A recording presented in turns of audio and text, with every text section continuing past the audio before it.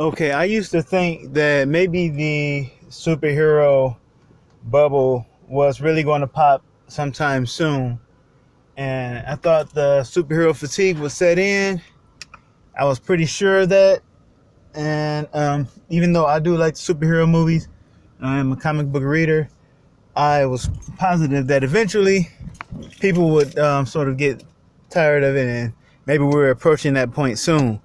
But after witnessing what I witnessed today with the Thundercats Roar trailer being released, I am now convinced that the superhero trend or superhero movie, what do you call it?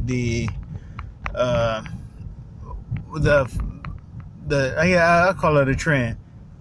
This trend is going to continue to go on for a good while longer, for as long as we receive the kind of crap on TV and in the movies and in comic books and everywhere else where we're getting this dumbed down, emasculated version of heroes that we're receiving now. The superhero bubble is never going to pop. This is why the Avengers are making billions of dollars right now. DC would be making billions of dollars too if they weren't being so clumsy about what they were trying to get going.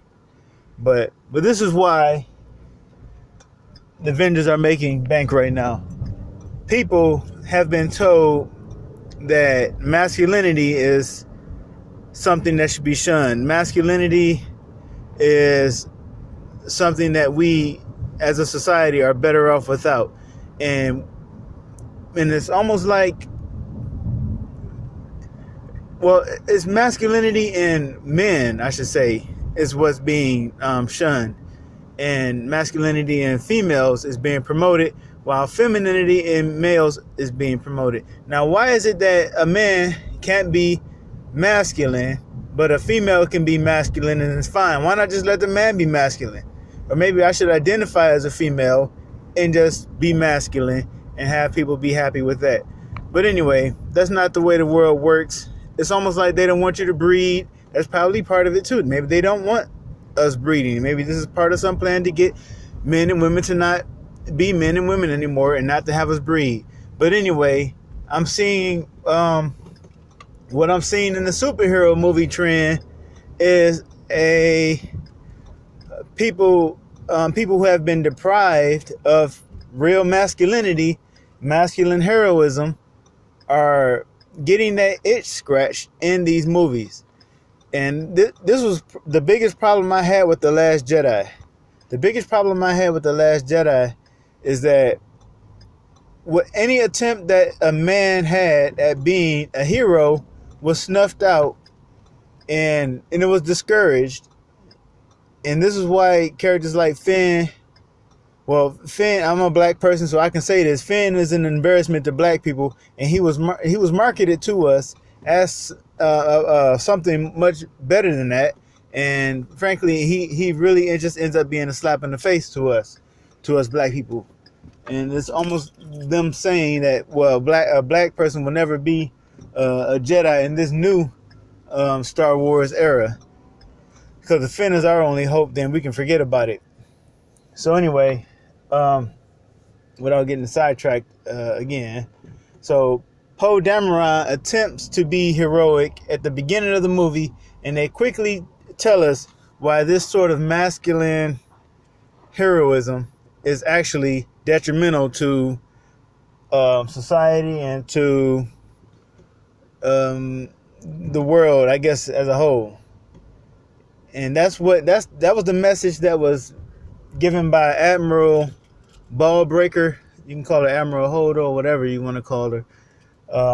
The purple hair. As soon as she showed up in the movie, I was like, okay, I know what time it is now. And I was just kind of confused. Like, man, Poe Dameron's plan, it seemed like it would have worked, but for some reason it just had to fail.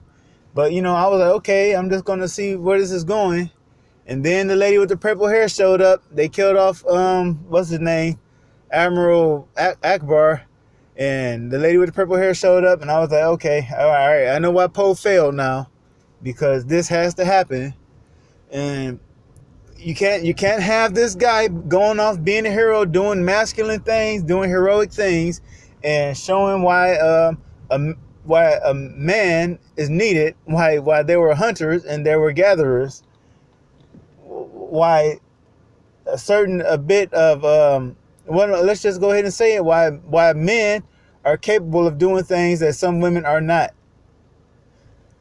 We're built differently, and you can't simply ask a woman to do certain things that require the physique, the musculature, and the strength that a man's body comes with.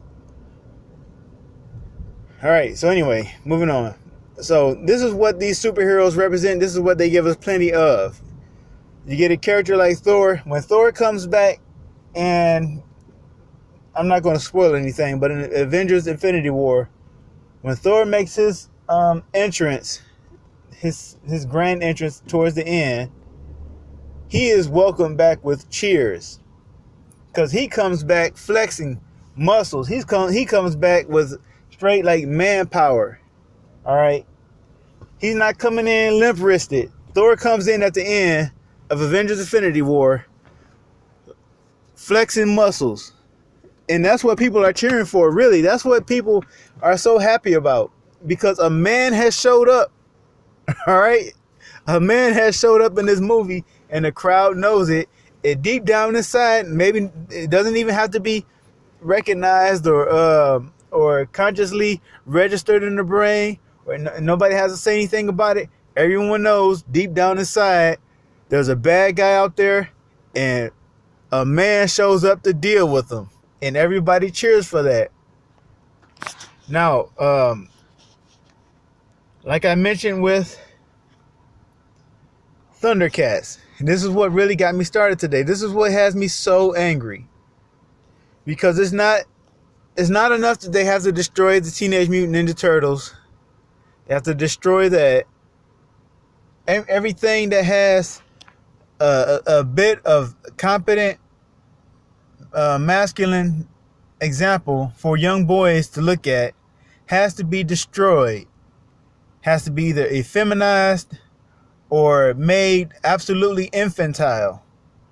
And that's what happens. Let me get another picture. We went from, look at the muscles on these guys. Look at the physiques. Look at Chitara, curves. God forbid a female have curves. But look, she has curves here. And the men have muscles. And nobody questioned why it was so. Because it was natural. It was nature. But now we're forcing ourselves to do things against nature. Now we're programming ourselves. Look at Chitara now. Look at Lionel's goofy, dumpy look. Look at him holding up that goofy looking sword with that stupid smirk on his face. And this is what we have to accept or our children have to accept as heroes now. And this is what really is motivating me to pick up the pencil again, even though I haven't drawn in years. This is motivating me to pick up the pencil again. And I'm almost like I have to put on the cape, and I have to try to be a hero. I don't have much talent, but I can't sit by and let our children be flooded with this crap and not know what a masculine hero is supposed to be. And thank goodness we have superhero movies right now. And like I said, that's why they're so popular, because people have a thirst for it now. They have a hunger for that kind of masculinity. And even in the females, the femininity. And some of the females, like Black Widow. Yeah, she tosses around guys twice her size and weight, and that shouldn't be possible. But, it's fantasy, so we deal with that. And matter of fact, I like that. I like female superheroes being able to get down like that. And actually, I'm kind of upset about the way Proxima Midnight got depowered in that movie, Infinity War. I was really salty about the way Proxima Midnight was depowered. So anyway, The thing is, you have examples of femininity, even though they're strong and they're able to take on men, they're still feminine in these superhero movies. And this is what people are um, flocking to, without there actually being a rallying cry, without anyone saying, "Hey, let's rebel against the effeminization of men. Let's rebel against the masculinization of women by supporting these superhero movies." Nobody has to say anything about it. It's natural. People are naturally flocking to that because it's in our nature, and we're starving ourselves of that. And that's why superhero movies are getting as big as they're getting. And hopefully, this crap. I'm really watching my language. This crap here, this Thundercats Roar or whatever, dies a horrible death. This show is an abomination and it shouldn't be on Cartoon Network. And this is why I canceled cable. I'm never going to turn on my cable TV again until we get some better TV shows. This is unacceptable. Because what these people have no talent, they have no creativity, and they try to hide it by making it look intentional when they're really just crap.